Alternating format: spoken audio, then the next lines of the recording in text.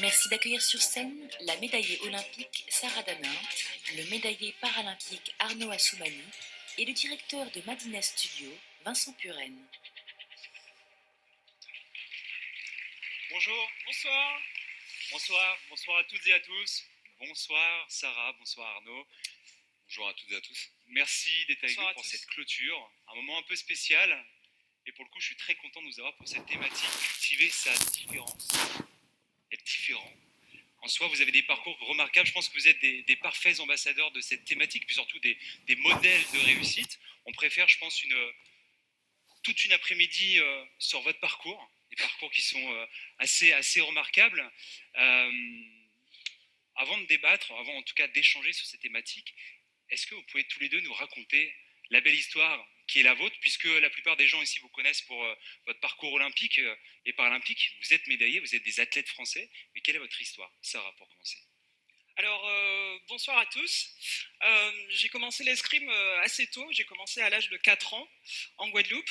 Ma famille, enfin mes parents et mes frères m'ont inculqué et partagé beaucoup de valeurs quand j'étais bien sûr plus jeune jusqu'à maintenant, encore aujourd'hui. Mais surtout, la chose la plus importante, enfin en plus de ces valeurs, c'est qu'ils m'ont appris que tout est possible. Quel que soit notre d'où on vient, de notre différence, notre couleur de peau, enfin, quoi qu'il en soit, que tout était possible en tout cas. La grande chance que j'ai eue à 16 ans, c'est que j'ai vu à la télé une personne que je connaissais, qui était en plus noire, qui venait de l'escrime, qui venait de la Guadeloupe, donc les 8000 km aussi, qui était devenue en fait la première championne olympique à l'épée. C'était Laura Flessel que j'ai connue, donc toute petite. Et en fait, ce jour-là, moi, j'ai su que j'allais être médaillée olympique. Pas que je pouvais l'être, parce que depuis très jeune, mes parents m'avaient appris que je pouvais accéder à ce que je voulais vraiment, mais je savais que j'allais être médaillée olympique.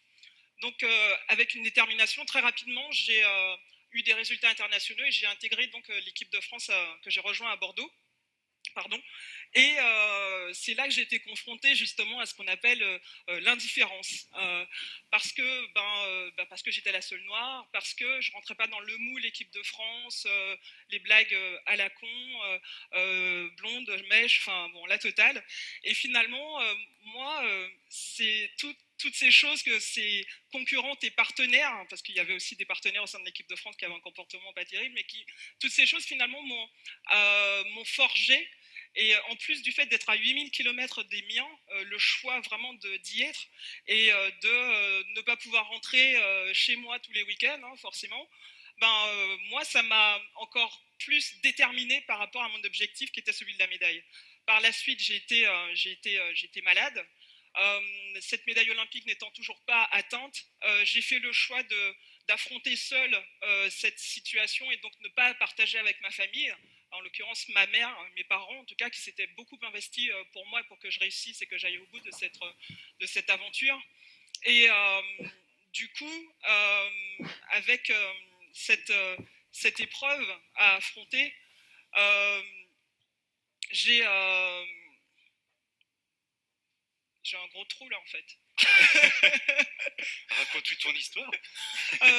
Avec cette épreuve, en fait, j'ai pu finalement, tout en restant concentré sur l'objectif final de la médaille, être encore plus déterminé et plus sûr de moi finalement. Et du coup, avec en plus le parcours de mes frères ou des personnes que je connaissais, et puis les mots que mes parents m'avaient vraiment appris sur le fait de, ben voilà, tu peux y arriver, ben, maladie ou pas, ben, on s'accroche à son rêve et on va jusqu'au bout. Pour le coup, tu incarnes très très bien cette baseline qui est rien n'est impossible. Rien n'est impossible. Comme dirait Nike d'ailleurs, just do it. Arnaud, aujourd'hui dans la lumière, mais un parcours assez... alors je te vois me regarder avec un autre, mais pour le coup, médaillé paralympique, une très belle carrière et une histoire tout aussi intéressante. Alors, bonsoir à toutes et à tous, je suis vraiment ravi d'être ici. Alors moi, je suis né avec une petite particularité, c'est que je suis né avec cette coupe de cheveux. Non, c'est pas du tout ça. C'est que je suis né sans avant-bras gauche. On appelle ça une agénésie de l'avant-bras gauche. Donc là, aujourd'hui, je porte une prothèse. J'en ai plusieurs différentes. Et mes parents, pour que je ne sois pas trop déséquilibré physiquement, mais je pense aussi après être dans la tête, m'ont mis tout de suite au sport et m'ont poussé à la natation à l'âge de 2 ans. Donc j'étais bébé nageur. Je barbotais dans l'eau, j'ai failli me noyer au départ. Et j'ai dû m'adapter toute mon enfance et le sport m'a aidé déjà à ça tout jeune. Sauf qu'à l'âge de 5 ans, lorsque je regardais les jeux à la télé, j'étais émerveillé par une discipline. Et alors, je ne peux pas expliquer pourquoi, mais c'était le saut en longueur. Donc voilà, il y avait quelque chose qui me touchait dans l'esthétisme de cette discipline, de pouvoir voir voler des hommes et des femmes. Et je me suis dit, en fait, j'ai envie de voler, j'ai envie de pouvoir sentir cette sensation. Et mes parents m'ont autorisé à faire de l'athlétisme parce qu'ils trouvaient que c'était un peu trop traumatisant à l'âge de 11 ans. Donc j'ai touché à pas mal de sports, j'ai fait de la natation, j'étais un peu hyperactif, je suis un peu toujours. La natation, basket, tennis de table, voilà, etc. J'allais à l'école comme tout le monde. J'ai eu des périodes avec prothèse et des périodes sans prothèse. Et j'ai commencé l'athlétisme à l'âge de 11 ans. Et là, lorsque j'ai commencé, en fait, j'ai découvert que, en plus d'aimer cette discipline, donc on touche à tout, hein, on appelle ça de l'école d'athlétisme lorsqu'on est jeune, j'ai découvert que j'étais bon en plus là-dedans. Donc là, c'était un peu un choc pour moi. Alors, je connaissais pas le paralympique, handisport, tout ça. Enfin, je m'en foutais complètement, mais surtout, je connaissais pas en fait, donc je pouvais pas m'en foutre quelque part. Mais je bats assez rapidement le record de mon club et je concurrence les meilleurs tout de suite au niveau départemental, régional. Et à l'âge de 16 ans, lorsque je suis au lycée, en parallèle, voilà, j'allais m'entraîner au stade juste à côté, je participe au championnat de France en valide pour la première fois et je termine dans les 10 meilleurs français. Et à ce moment-là, mon entraîneur en fait dit mais ce serait peut-être intéressant de voir quel niveau tu aurais au niveau paralympique. Alors moi, j'ai jamais été attiré par ça en fait parce que, enfin par ça, c'est très bizarre en fait parce qu'on met, je pense que vous connaissez la différence entre les Jeux paralympiques et les Jeux olympiques. Les Jeux paralympiques, c'est des personnes qui ont un handicap physique, mais également des personnes qui ont un handicap mental depuis quelques années d'ailleurs. Il peut y avoir des personnes qui ont eu des accidents, qui sont nées avec des malformations, et qui sont déficients visuels, qui sont en fauteuil ou autre.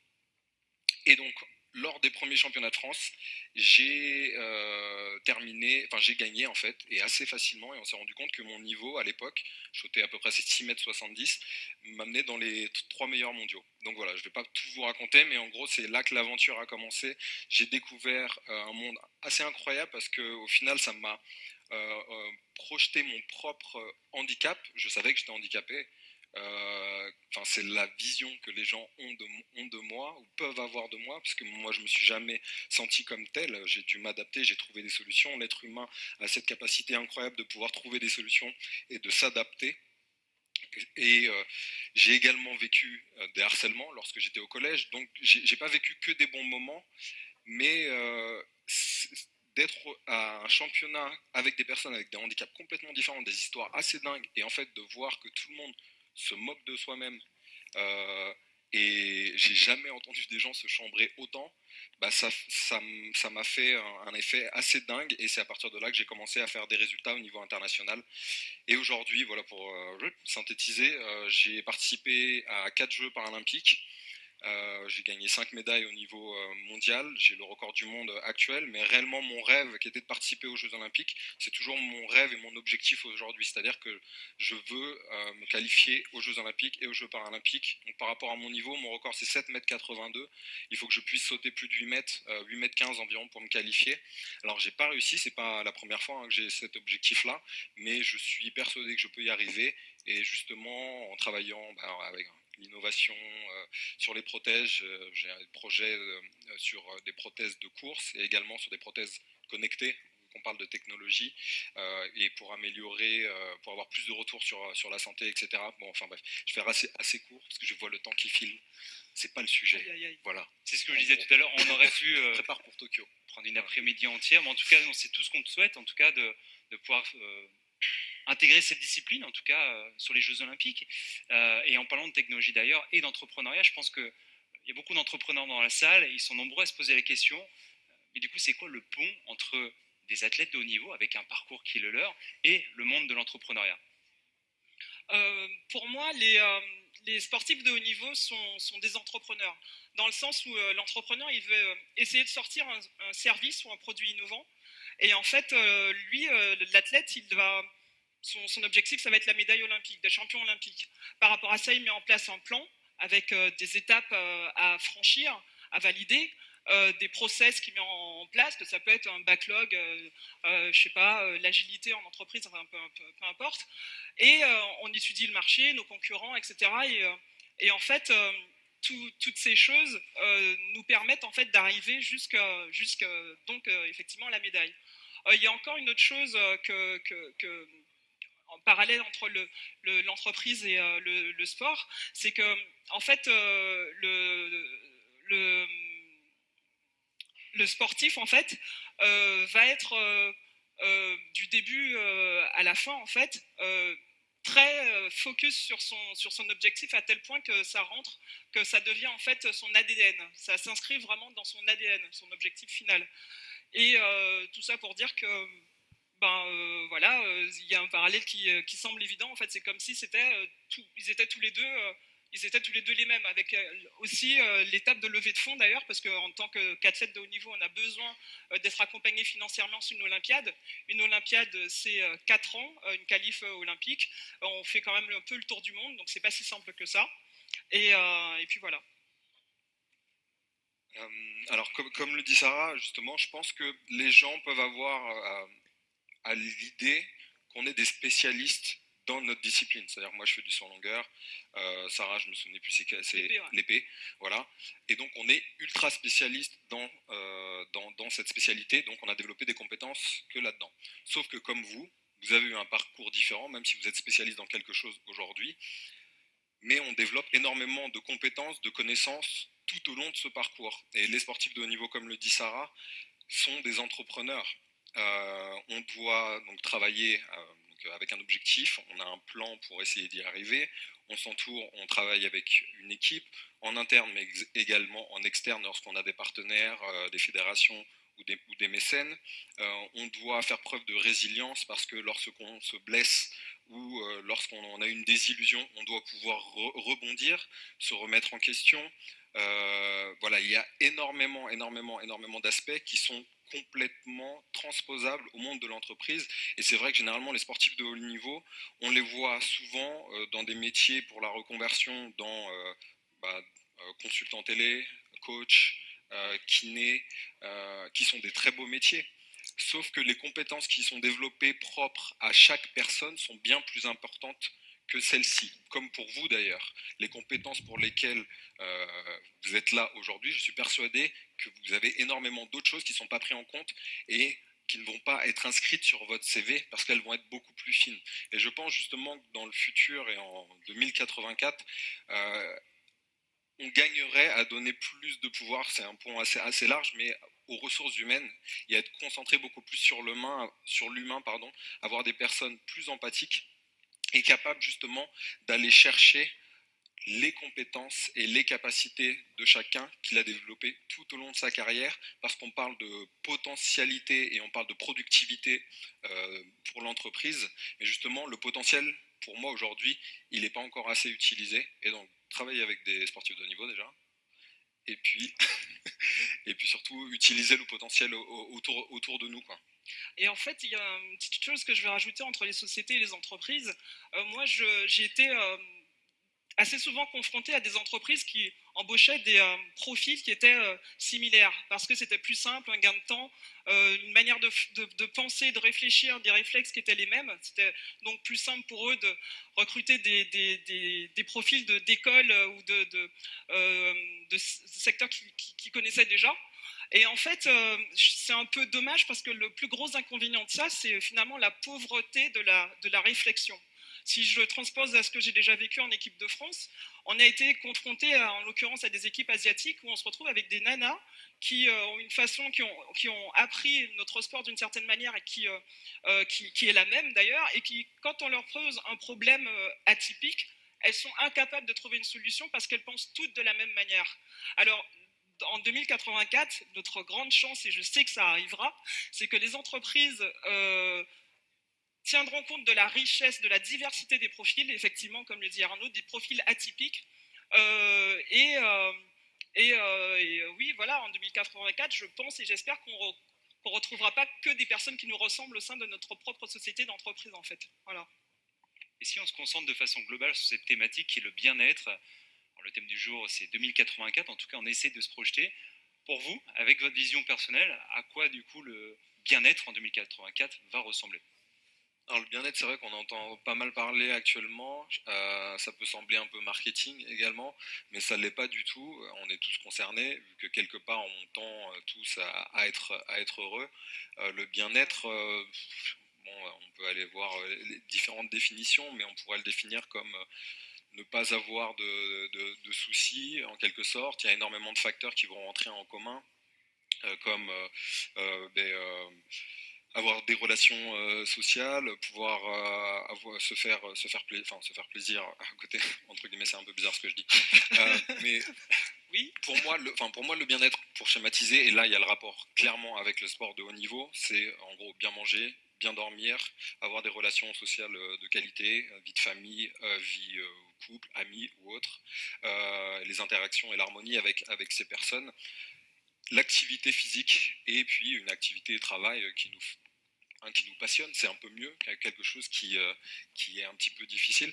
Et donc l'activité physique est très important, on entend souvent les gens parler de ça de manière un peu marketing justement, je trouve parfois, sauf que l'enjeu, il est très important. Alors déjà, le sport, c'est un plaisir à la base, c'est un jeu, et je pense qu'on oublie un petit peu ça, et on a tous été enfants, et je pense qu'on est tous des enfants également à l'intérieur, mais il y a un enjeu qui est majeur pour les années déjà d'aujourd'hui, mais encore plus pour les années futures, c'est la sédentarité.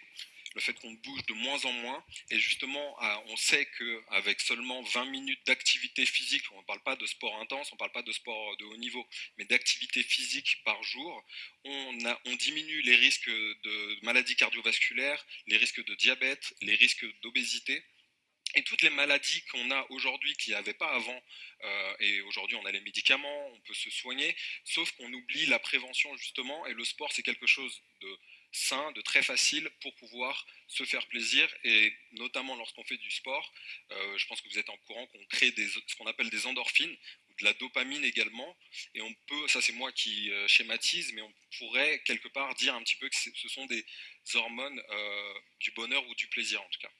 2084, il faudra se bouger pour être bien. Alors, aujourd'hui aussi d'ailleurs. Sarah, pour compléter? Pour moi, le bien-être, en fait, je vais vraiment parler côté sport, effectivement, mais plutôt côté cité. C'est-à-dire que aujourd'hui, il y a un truc aberrant qu'on trouve, par exemple, à Paris. On voit des terrains de sport pour des sports cardio, des pistes d'athlètes de foot, des terrains de tennis au bord du périphérique. Alors, ça a l'air, on dit comme ça, mais en fait, c'est assez con parce que finalement, on s'ouvre les poumons et finalement, on récupère quand même pas mal de dioxyde de carbone. Donc déjà, ça c'est un petit point où je pense que les architectes devraient peut-être un peu plus se recentrer sur le cœur du problème en fait. Et en concernant le mobilier urbain, j'imagine, j'espère que plus tard, on se retrouvera justement avec plus de mobilier urbain dédié au sport, qui soit accessible à tous, que ce soit des personnes âgées, des personnes à mobilité réduite, quelle que soit la population, et surtout qu'on n'ait pas à se demander si il est, quelle que soit notre situation géographique, qu'on soit dans le 16e ou qu'on soit à Sartrouville, enfin peu importe, on s'en fout en fait, et que quelle que soit notre situation aussi financière, qu'on soit capable de pratiquer cette activité sportive. Et mes deux mots de la fin, vraiment, c'est aujourd'hui, enfin, moi j'ai toujours vécu ça parce que mes parents m'ont appris ça très jeune, jusqu'à encore aujourd'hui. On peut tous faire des choses extraordinaires. Arnaud et moi, la chance qu'on a eue, c'est qu'on a été médaillés olympiques. Nous sommes des milliards sur Terre, mais très peu à pouvoir dire qu'on est médaillés olympiques. Je pense que on est tous capables de faire quelque chose d'extraordinaire au sens propre du mot extraordinaire. C'est-à-dire qu'il faut vraiment croire en votre différence, justement, croire en votre objectif, et pour le coup, se dire que quand on switch au niveau de son mindset, c'est en fait se dire que, ben ouais, on peut le faire et qu'on va cartonner, en fait. C'est comme ça que ça marche. Arnaud, le mot de la fin? C'était ouais, le mot de la fin par rapport au bien-être et par rapport au sport. Je pense qu'il y a un autre aspect qui est super important pour moi et lorsque je vais dans les écoles, je le vois encore plus justement pour parler de sensibilisation par rapport au handicap, par rapport au harcèlement scolaire, qui est quelque chose de très présent et notamment avec les réseaux sociaux et la technologie aujourd'hui, le harcèlement en fait pour beaucoup quitte la salle de classe justement et se retrouve dans les vies de tout le monde. C'est la force du sport dans un outil de cohésion sociale.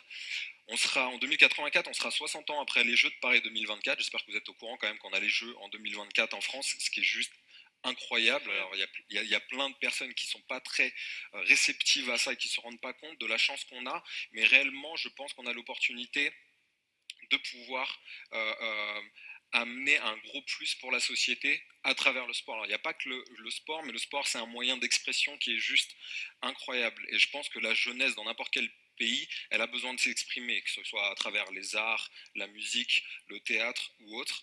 Et lorsque je vais dans ces écoles-là, et des fois, la dernière fois, j'étais en train de me dire, mais lorsqu'il y a eu les attentats du 13 novembre, j'ai perdu une amie qui était au Bataclan. Je me dis, mais en fait, j'aurais pu, au même âge, être assis à côté d'un des terroristes qui est rentré dans le Bataclan. Je me dis, mais qu'est-ce qui s'est passé à un moment? Qu'est-ce qui s'est passé?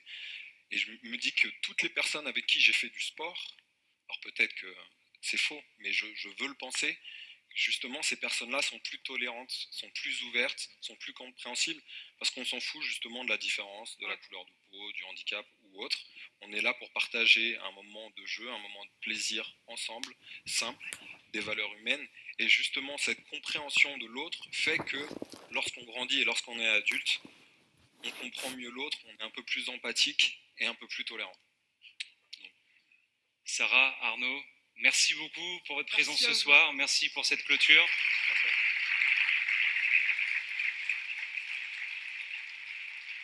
Merci à tous pour votre présence aujourd'hui.